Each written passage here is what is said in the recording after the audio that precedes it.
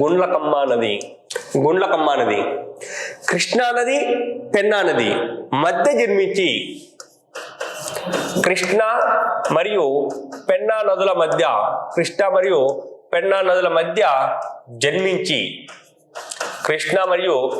మధ్య జన్మించి స్వతంత్రంగా బంగాళాఖాతంలో కలిసే ఏకైక నది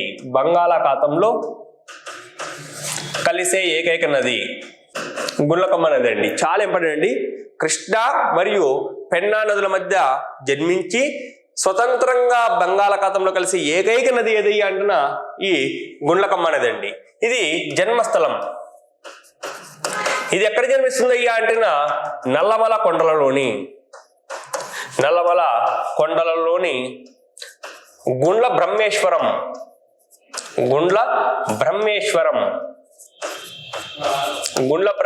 వద్ద ఇది జన్మిస్తుంది. దీని మీద ఉన్నటువంటి జలపాతం, ఏది అంటున్నా నెమలిగుండం అనేటువంటి జలపాతం ఉందండి. పుల్లల చెరువు ఎక్కడ ఉందయ్యా అంటే అనేది పుల్లల చెరువు అనేటువంటి ప్రాంతంలో ఉంది. ఇది ప్రయాణించే మార్గంలో రెండు పెద్ద నదులను చెరువులను ఏర్పరుస్తుంది. ఇది ఏర్పాటు చేయు చెరువులు. చాలా ఇంపార్టెంట్ అండి. ఏర్పాటు చేయు చెరువులు. ఈ గుండ్లకమ్మ ప్రయాణించే మార్గంలో ఏర్పాటు చేయబట్టి చెరువులు ఏది అంటున్నా ముఖ్యమైనవి ఖమ్మం చెరువు, నెక్స్ట్ అదేవిధంగా మార్కాపురం చెరువు, ఖమ్మం చెరువు మరియు మార్కాపురం చెరువు అండి. ఇది ఎక్కడ సముద్రంలో కలుస్తుంది అంటున్నా సముద్రంలో కలిసే ప్రాంతం వచ్చేసి ఉలిచి, ప్రకాశం జిల్లాలోని ఉలిచి అనేటువంటి ప్రాంతంలో ఇది సముద్రంలో కలుస్తుంది. మరి ఇక్కడ మీరు గమనించినారంటేనా దీని యొక్క ఉపనదులు ఏమేమి ఉన్నాయంటేనా రాళ్లవాగు, జంపలేరు,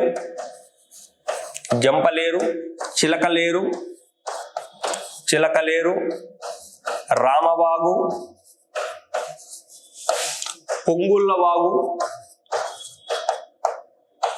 పొంగుళ్ళ వాగు అనేటివి దీని యొక్క ప్రధానమైన ఉపనదులండి. గుండ్లకమ్మ నది కృష్ణా పెన్నా నదుల మధ్య జన్మించి స్వతంత్రంగా బంగాళాఖాతంలో కలిసే ఏకైక నది అండి. జన్మస్థలం వచ్చేసి నల్లమల కొండలలోని గుండ్ల బ్రహ్మేశ్వరం. జలపాతం వచ్చేసి నెమలిగుండం అండి. ఇది ఎక్కడుందంటున్నా పుల్లల చెరువు అనేటువంటి ప్రాంతంలో ఉంది. ఏర్పాటు చేయు చెరువులు వచ్చేసి ఖమ్మం చెరువు మరియు మార్కాపురం చెరువులు అనేటువంటి రెండు చెరువులను ఏర్పాటు చేస్తుంది. ఈ ఖమ్మం చెరువు యొక్క ప్రత్యేకత ఏమిటి అంటున్నా ఆసియా ఖండంలోనే రెండవ అతిపెద్ద చెరువు అండి. సముద్రంలో కలిసినటువంటి ప్రాంతం వచ్చేసి ఉలిచి, ప్రకాశం జిల్లా ఉలిచి అనేటువంటి గ్రామం వద్ద సముద్రంలో కలుస్తున్నది. దీని యొక్క ప్రధానమైన ఉపనదులు వచ్చేసి రాళ్లవాగు, జంపలేరు, చిలకలేరు, రామవాగు, పొంగుళ్ళ వాగు అనేటివి దీని యొక్క ప్రధానమైన ఉపనదులు. ఇవి మన రాష్ట్రంలో ఉన్నటువంటి అతి ముఖ్యమైనటువంటి నదులండి. మరి ఆంధ్రప్రదేశ్ రాష్ట్రంలో నదీ తీర పట్టణాలు ఒకసారి గమనిద్దాం. ఆంధ్రప్రదేశ్ నదీ తీర పట్టణాలు గురించి చూసుకుంటేనా శ్రీకాకుళం.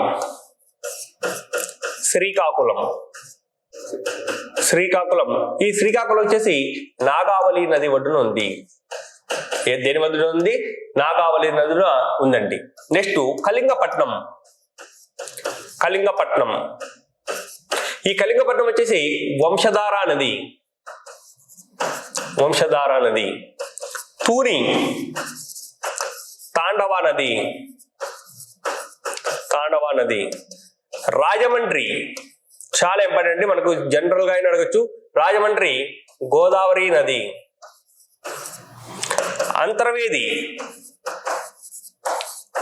అంతర్వేది గోదావరి నది.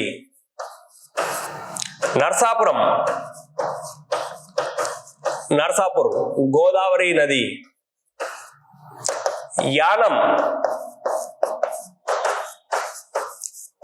గోదావరి నది. నెక్స్ట్ విజయవాడ, అమరావతి, మంగళగిరి,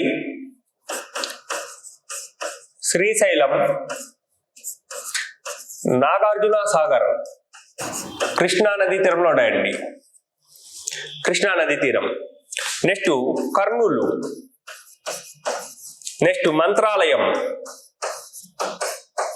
కర్నూలు మరియు మంత్రాలయం, తుంగభద్రా నది, పుట్టపర్తి,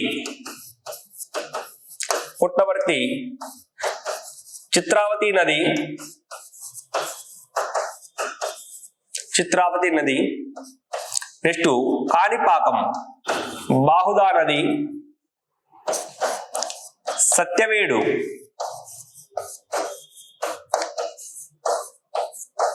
అరడియార్ నది, నెక్స్ట్ శ్రీకాళహస్తి, స్వర్ణముఖి నది,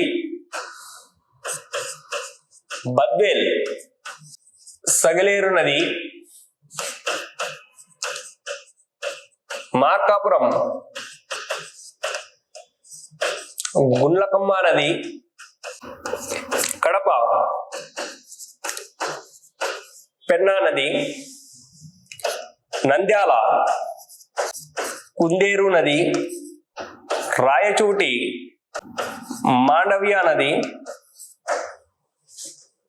ఆంధ్రప్రదేశ్లోని ప్రముఖ నదులు మరియు పట్టణాలు ఒకసారి గమనిస్తున్న శ్రీకాకుళం వచ్చేసి నాగావళి నది ఒడ్డున, కళింగపట్నం వచ్చేసి వంశధార నది, తూని వచ్చేసి తాండవ నది, రాజమండ్రి లేదా రాజమహేంద్రవరం వచ్చేసి గోదావరి నది, అంతర్వేది వచ్చేసి గోదావరి నదీ తీరం, నరసాపురం యానం వచ్చేసి గోదావరి నదీ తీరం, విజయవాడ, అమరావతి, మంగళగిరి, శ్రీశైలం, నాగార్జున సాగర్ వచ్చేసి కృష్ణా నదీ తీరంలో ఉన్నాయి.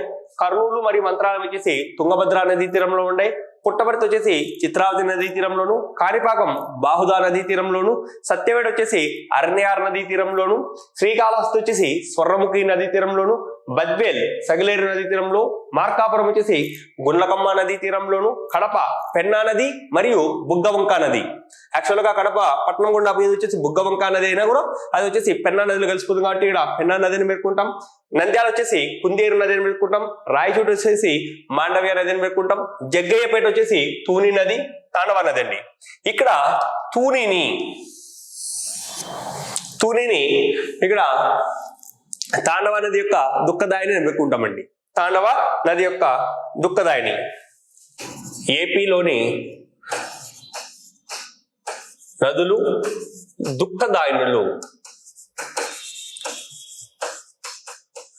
దుఃఖదాయినులు అని దేని పేర్కొంటామంటే విజయవాడ.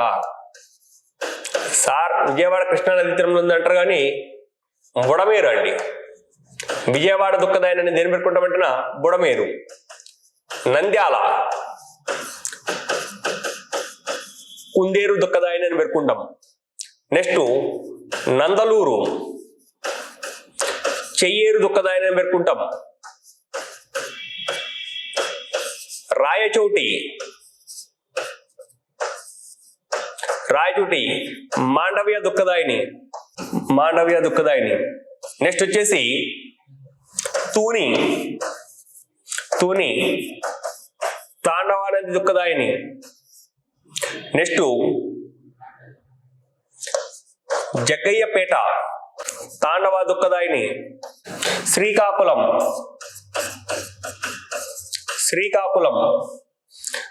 నాగావళి దుఃఖదాయిని. నెక్స్ట్ నెల్లూరు పెన్నా నది దుఃఖదాయిని.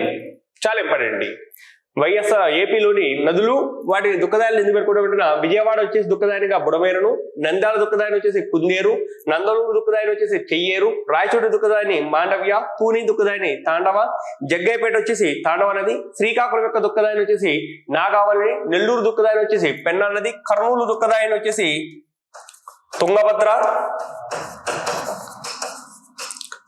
తుంగభద్ర నదులు పేర్కొంటూ ఉంటామండి. ఇవి కొద్దిగా మనకి ఇంపార్టెంట్, ఎగ్జామ్ లో మ్యాచింగ్ అడిగేదానికి కూడా అవకాశం ఉంది. మరొక ముఖ్యమైన నది చూద్దామండి, తుంగభద్ర నది. మరి ఈ తుంగభద్ర నది గమనించామనుకోండి, ఈ తుంగభద్ర నది వచ్చేసి కర్ణాటకలోని వరాహగిరి పర్వతాల్లో జన్మిస్తుందండి. తుంగభద్ర నది వచ్చేసి కర్ణాటకలోని వరాహగిరి పర్వతాల్లో జన్మిస్తుంది. మొత్తం వచ్చేసి ఇది 530 కిలోమీటర్ల దూరం ప్రయాణిస్తుందండి. మొత్తం ఇది 530 కిలోమీటర్ల దూరం ప్రయాణిస్తుంది. కర్ణాటక మరియు ఏపీలో ప్రయాణిస్తున్నది. కర్ణాటక మరియు ఏపీలో ప్రయాణిస్తున్నది. ఇక్కడికి గమనించామనుకోండి, దీని యొక్క ప్రధాన ఉపనదులు హగరి, వేదవతి, నెక్స్ట్ వచ్చేసి కుముదవతి, హగరి, వేదవతి, కుముదవతి మరియు తుంగ మరియు భద్ర. భద్రా నదులు దీని యొక్క ప్రధాన ఉపనదులు. తుంగభద్ర నది వచ్చేసి తుంగ మరియు భద్ర అనేటువంటి ఈ రెండు నదులు కలిసి తుంగభద్ర నది ఏర్పడుతుందండి.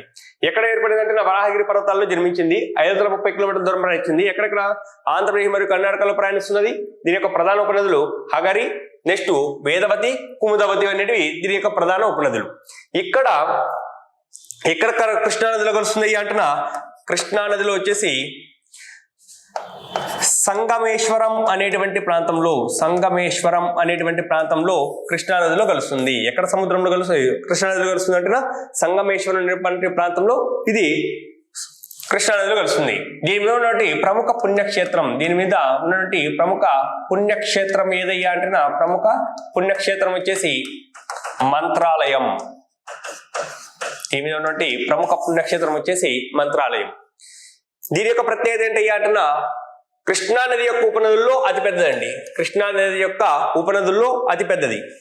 మరి ఎక్కువ వర్షపాతం పొందే నది. నెక్స్ట్ పాయింట్ చూద్దామండి. రాష్ట్రంలో ఎక్కువ వర్షపాతం ఆల్రెడీ మనం చెప్పుకున్నామండి. రాష్ట్రంలో ఎక్కువ వర్షపాతం పొందే నది ఏదయ్యా అంటేనా శబరి మరియు సీలేరు నదులండి. రాష్ట్రంలో ఎక్కువ వర్షపాతం పొందే నదులు వచ్చేసి శబరి మరియు సీలేరు. రాష్ట్రంలో తక్కువ వర్షపాతం పొందే నది వచ్చేసి హగరి నది. కొన్ని ఇంపార్టెంట్. రాష్ట్రంలో మనకు ఎగ్జామ్లు అడిగేదానికి అవకాశం ఉంది. రాష్ట్రంలో ఉత్తర దిశగా ప్రయాణించే నది ఏదయ్యా అంటేనా మహేంద్ర తనయ.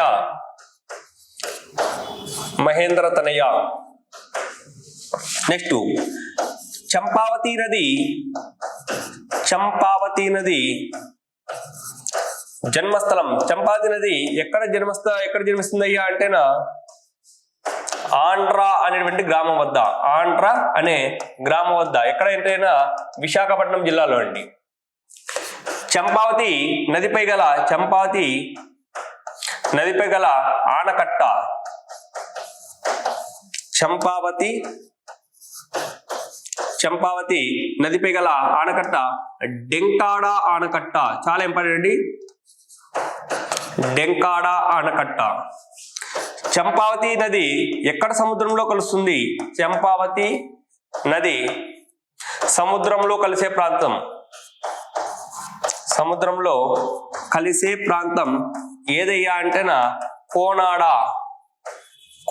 అనే గ్రామం. విజయనగరం జిల్లా కోనాడ వద్ద సముద్రంలో కలుస్తుందండి. మరి రాష్ట్రంలో ఎత్తైన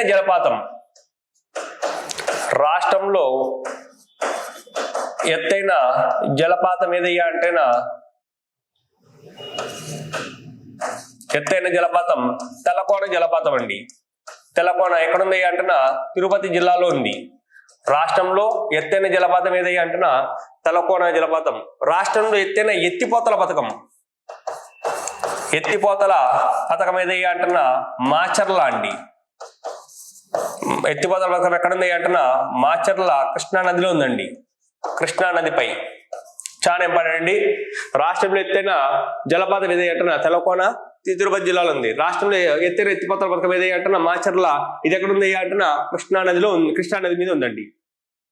మనకు నదులకు సంబంధించినటువంటి అంశాలు సింపుల్ గా గుర్తుపెట్టుకునేదానికి ఒక మ్యాప్ పాయింటింగ్ అనేది చేస్తూనే మనకు జాగ్రఫీ చదివితే చాలా ఈజీగా మనకు వస్తుందండి. లేదంటే మనకు చాలా ఇబ్బంది పడుతూ ఉంటాం.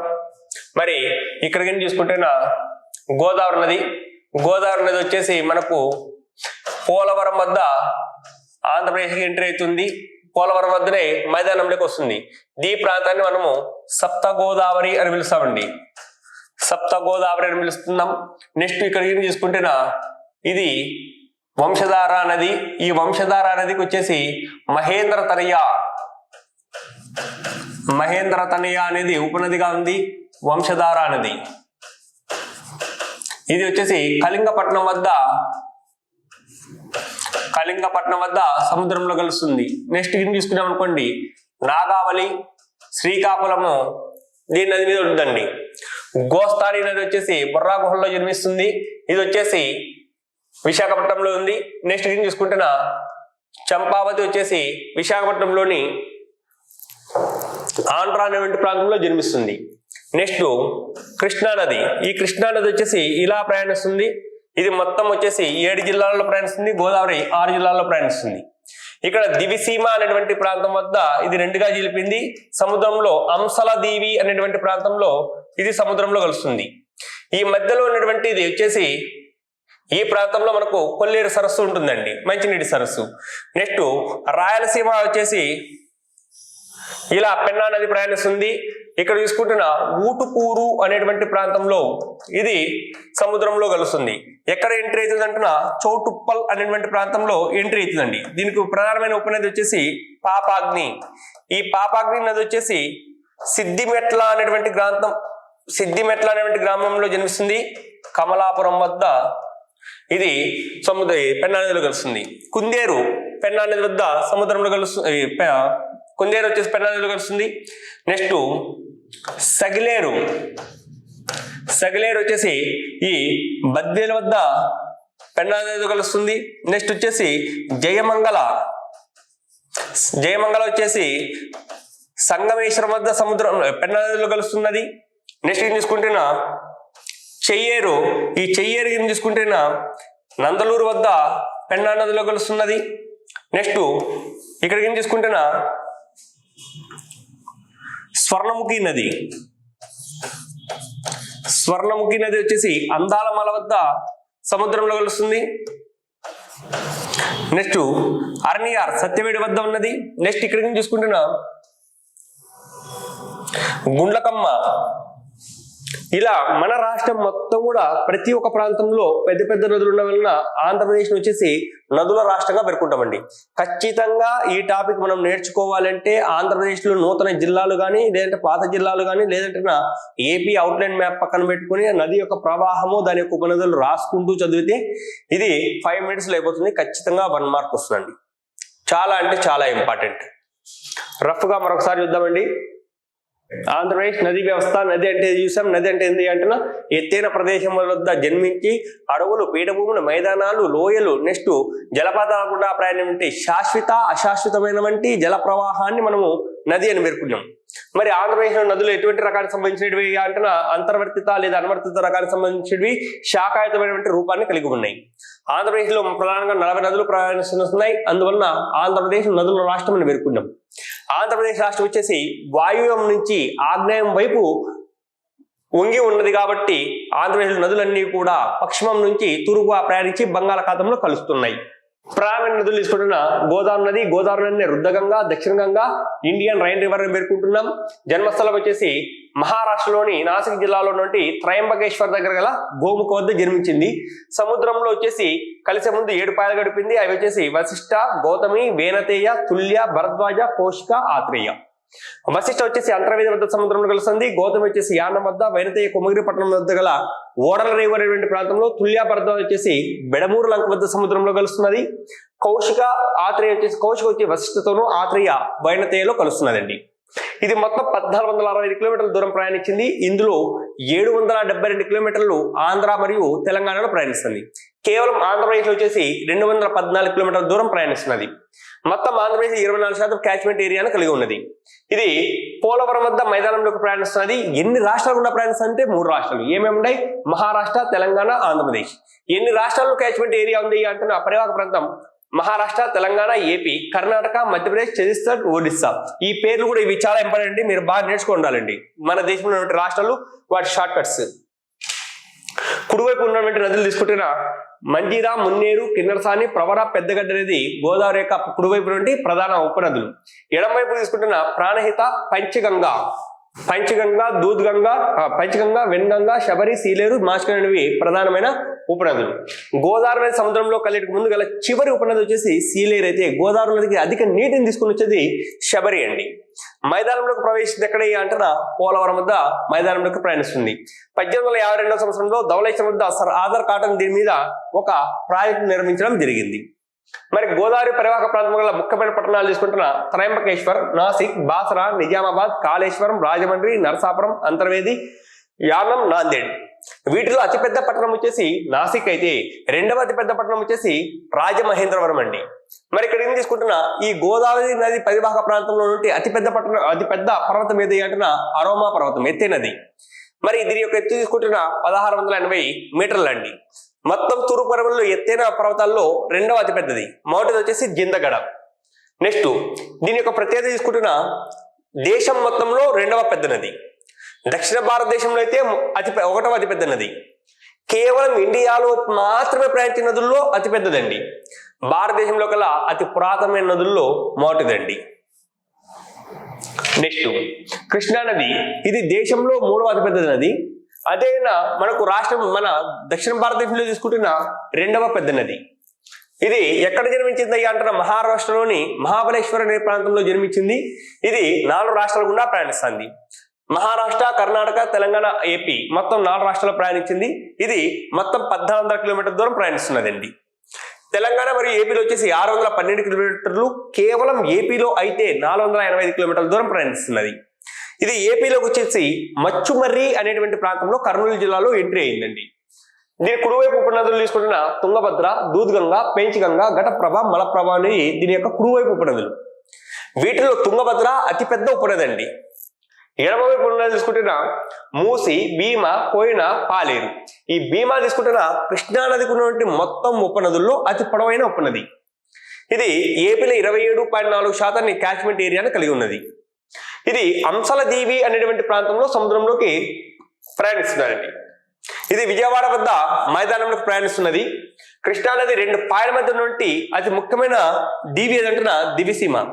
దీనికి 1977లో వచ్చినటువంటి ఉప్పిన కారణంగా చరిత్రలో నిలిచిపోయిందండి.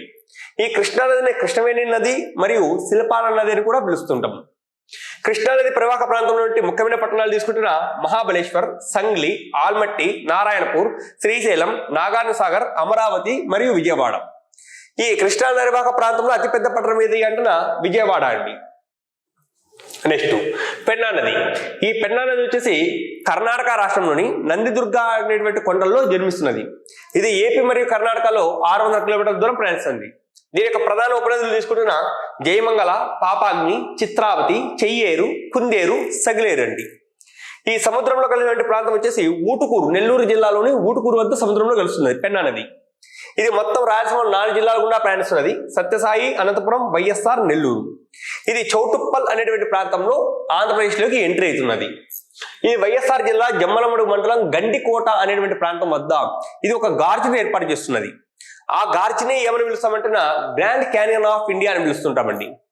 ఇది పెన్నా నదిగా మరొక పేర్లు పెన్నేరు, పినాకిని, రాయలసీమ జీవనాడి, లైఫ్ లైన్ ఆఫ్ రాయలసీమ అని కూడా పిలుస్తుంటామండి. నెక్స్ట్ పాపాగ్ని. ఆ పెన్నా నది యొక్క ఉపనదిలో ఒకసారి గమనిద్దామండి. పాపాగ్ని ఇది కర్ణాటకలోని చిక్బల్లాపూర్ అనేటువంటి ప్రాంతం దగ్గర గల సిద్దిమెట్ల అనే గ్రామంలో జన్మిస్తున్నది. దీని మీద ఉన్నటువంటి మధ్య తరహా ప్రాజెక్ట్ ఏదంటే వెలిగల్లు ప్రాజెక్ట్ అండి. ఇది గాలివీడు వద్ద నిర్మించబడింది. ఈ పాపాగ్ని ప్రముఖ పుణ్యక్షేత్రం ఏది అంటే గండి క్షేత్రం వేంపల్లి దగ్గర ఉందండి.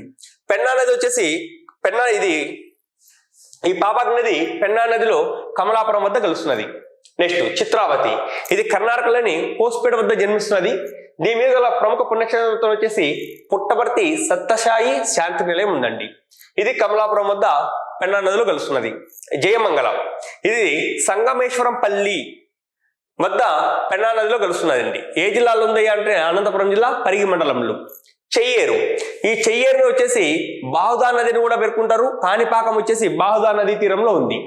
అన్నమయ్య జిల్లా ప్రాజెక్ట్ అన్నమయ్య ప్రాజెక్ట్ వచ్చేసి 2021లో ఇది కొట్టుకుపోవడం జరిగింది వచ్చినటువంటి వరదల కారణం.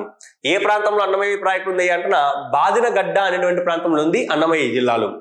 కుందేరు, దీన్నే కుముద్వావతి నది అని కూడా పేర్కొంటాం. ఇది కర్నూలు జిల్లాలోని ఎర్రమల కొండల్లో జన్మించిందండి. ఈ కుముద్వావతి యొక్క విసర్జిత లోయ ప్రాంతంలో ఉన్నటువంటి పట్టణం ఏది అంటే నంద్యాల. కాబట్టి నంద్యాలను వచ్చేసి కుందేరు దుఃఖదాయని అని పేర్కొంటామండి. ఇది కమలాపురం వద్ద పెన్నా నదిలో కలుస్తున్నది. సగిలేరు స్వర్ణబాహు నది అని కూడా పేర్కొంటూ ఉంటాం. ఇది నల్లమల కొండల్లో జన్మించింది. బద్వేలు వద్ద పెన్నా నదిలో కలుస్తున్నది. నెక్స్ట్ వంశధార నది తూర్పు కనుమల్లో జన్మించి బంగాళాఖాతంలో కలిసినటువంటి నదుల్లో అతిపెద్ద నది వంశధార నది. ఇది ఒడిశాలోని జైపూర్ కొండల్లో జన్మిస్తున్నది అండి. ఇది మొత్తం 226 కిలోమీటర్లు ప్రయాణిస్తుంది. ఒడిశాలో 96 కిలోమీటర్లు, ఏపీలో 130 కిలోమీటర్లు. ఇది కళింగపట్నం వద్ద సముద్రంలో కలుస్తుంటే ఆంధ్రప్రదేశ్ లోకి వచ్చేసి పాతపట్నం వద్ద ఎంట్రీ అవుతున్నదండి. దీని యొక్క ప్రధాన ఉపనది వచ్చేసి మహేంద్ర తనయ. ఇది ఆంధ్రప్రదేశ్ లో ఉత్తర దిశగా ఒడిశాకు మరియు ఏపీకి బార్డర్ గా ప్రయాణిస్తున్నదండి.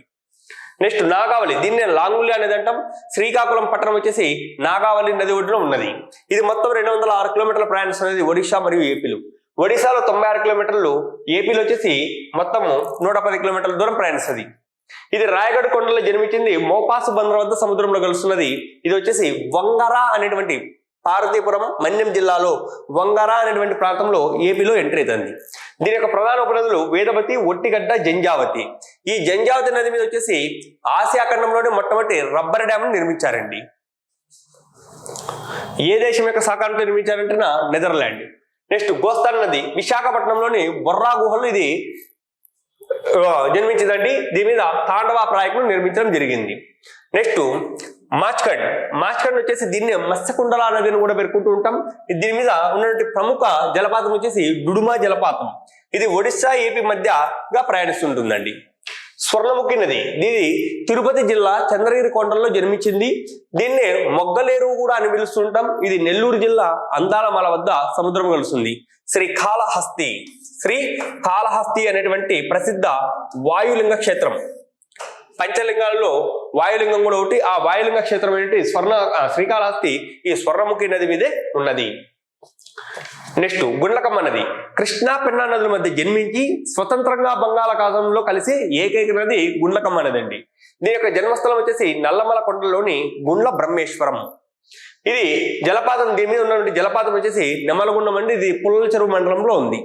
నెక్స్ట్ ఏర్పాటు చేయబడిన చెరువులు. ఈ గుండ్లకమ్మ నది తన ప్రయాణించే మార్గంలో 2 ప్రసిద్ధ చెరువులను ఏర్పాటు చేస్తుంది. ఒకటి వచ్చేసి ఖమ్మం చెరువు, మరొకటి వచ్చేసి మార్కాపురం చెరువు. ఈ ఖమ్మం చెరువు యొక్క ప్రత్యేకత ఏమిటి అంటే ఆసియా ఖండంలోనే 2వ అతిపెద్ద చెరువు అండి. సముద్రంలో కలిసేటువంటి ప్రాంతం ఉలిచి అనేటువంటి ప్రాంతంలో ఈ గుండ్లకమ్మ బంగాళాఖాతంలో కలుస్తున్నది. దీని యొక్క ఉపనదులు వచ్చేసి రాళ్లవాగు, జంపలేరు, చిలకలేరు, రామవాగు, పొంగుళ్ళవాగు. నెక్స్ట్ ఆంధ్రప్రదేశ్ లోని నదీ తీరపట్టణాలు జనరల్ గా మ్యాచింగ్ అనే వచ్చండి. మనము అన్ని రకాలుగా సంసిద్ధంగా ఉండాలి కాబట్టి ఇది ఒకసారి చూద్దాం. శ్రీకాకుళం వచ్చేసి నాగావళి నది ఒడ్డున, కళింగపట్నం వచ్చేసి వంశధార నది ఒడ్డున, తూని తాండవ నది ఒడ్డున, రాజమండ్రి గోదావరి నది, అంతర్వేది గోదావరి, నరసాపురం యానం గోదావరి నది, విజయవాడ, అమరావతి, మంగళగిరి, శ్రీశైలం నాగార్జున సాగర్ నది ఒడ్డున ఉన్నాయి. కృష్ణా నది ఒడ్డున, కర్నూలు మంత్రాలు వచ్చేసి తుంగభద్ర నది, పుట్టపర్తి చిత్రావతి నది, కాణిపాకం బాహదా నది, సత్యవేడు అరణ్యార నది. నెక్స్ట్ శ్రీకాళహస్తి స్వర్ణముఖి నది, బద్వేల్, సగిలేరు, మార్కాపురం గుండ్లకమ్మ నది, కడప వచ్చేసి పెన్నా నది, నంద్యాల వచ్చేసి కుందేరు నది, రాయచూటు వచ్చేసి మాండవ్య నదీ తీరంలో ఉన్నాయి. నెక్స్ట్ ఏపీలోని నదులు దుఃఖదాయ నదులు. ఎందుకంటే ఈ నదులు ఒక్కొక్కసారి ఉప్పొంగడం వలన ఆ చుట్టుపక్కల ఉన్నటువంటి ప్రాంతాలు ముంపు గురుతుంటాయండి. దాని యొక్క నష్టానికి కారణమవుతుంటాయి. అందువల్ల వీటిని దుఃఖదాయనులను కూడా పేర్కొంటుంటాం. అటువంటి వాటిలో విజయవాడ దుఃఖదాయిని బుడమేరనేసి, నంద్యాల దుఃఖదాయిని కుందేరు, నందలూరు దుఃఖదాయిని చెయ్యేరు, రాయచూటి దుఃఖదాయిని మాండవ్య, తూని దుఃఖదాయిని తాండవ నది, జగ్గైపేట తాండవ నది, శ్రీకాకుళం నాగావళి, నెల్లూరు పెన్నా నది, కర్నూలు వచ్చేసి తుంగభద్ర నదిని పేర్కొంటూ ఉంటాం. నెక్స్ట్ తుంగభద్ర నది అండి కర్ణాటకలోని వరాహగిరి పర్వతాల్లో జన్మించింది. 530 కిలోమీటర్ల దూరం ప్రయాణిస్తున్నది. ఎక్కడికంటే కర్ణాటక మరియు ఏపీలో ప్రయాణిస్తుందండి. దీని యొక్క ఉపనదులు హగరి, వేదవతి, కుముద్వతి, తుంగభద్ర. ఈ తుంగభద్ర 2 నదులు కలిస్తే తుంగభద్ర అయిందండి. ఇది కృష్ణా జిల్లాలో, ఇది కర్నూలు జిల్లాలోని సంగమేశ్వరం వద్ద కృష్ణా నదిలో కలుస్తున్నదండి. ఇది కృష్ణా నది యొక్క అతిపెద్ద ఉపనది ఏదంటే తుంగభద్ర నది. దీని మీద ఉన్నటువంటి ప్రముఖ పుణ్యక్షేత్రం ఏదయ్యా అంటే మంత్రాలయం. రాష్ట్రంలో ఎక్కువ వర్షపాతం పొందిన నది ఏది అంటున్నా శబరి సీలేరు నది అండి. రాష్ట్రంలో తక్కువ వర్షపాతం పొందిన నది ఏది అంటున్నా హగరి నది. రాష్ట్రంలో ఉత్తర దిశగా ప్రయాణించిన నది ఏది అంటున్నా మహేంద్ర తనయ. చంపావతి నది జన్మస్థలం ఆంధ్రా గ్రామం వైజాగ్ పట్టణం. నెక్స్ట్ చంపావతి నదిపై గల ఆనకట్ట డెంకాట ఆనకట్ట చంపా నదిపై సముద్రంలో కలిసేటువంటి ప్రాంతం వచ్చేసి కోనాడ అనేటువంటి గ్రామంలో ఇది సముద్రంలో కలుస్తున్నది. రాష్ట్రంలో ఎత్తైన జలపాతం వచ్చేసి తిరుపతి జిల్లాలోని తలకోన జలపాతం అయితే రాష్ట్రంలో ఎత్తిపోతల పథకం ఎక్కడ ఉంది అంటున్నా మాచర్ల దగ్గర నుండి కృష్ణా నది మీద ఉందండి. ఇది ఆంధ్రప్రదేశ్లోని నదులు నదీ వ్యవస్థ. నెక్స్ట్ క్లాస్ లో ఆంధ్రప్రదేశ్ యొక్క నీటిపారుదల వ్యవస్థ చూద్దామండి. ఆంధ్రప్రదేశ్ నీటిపారుదల వ్యవస్థ నెక్స్ట్ క్లాస్ చూద్దాం. థ్యాంక్ యూ అండి. Thank you very much.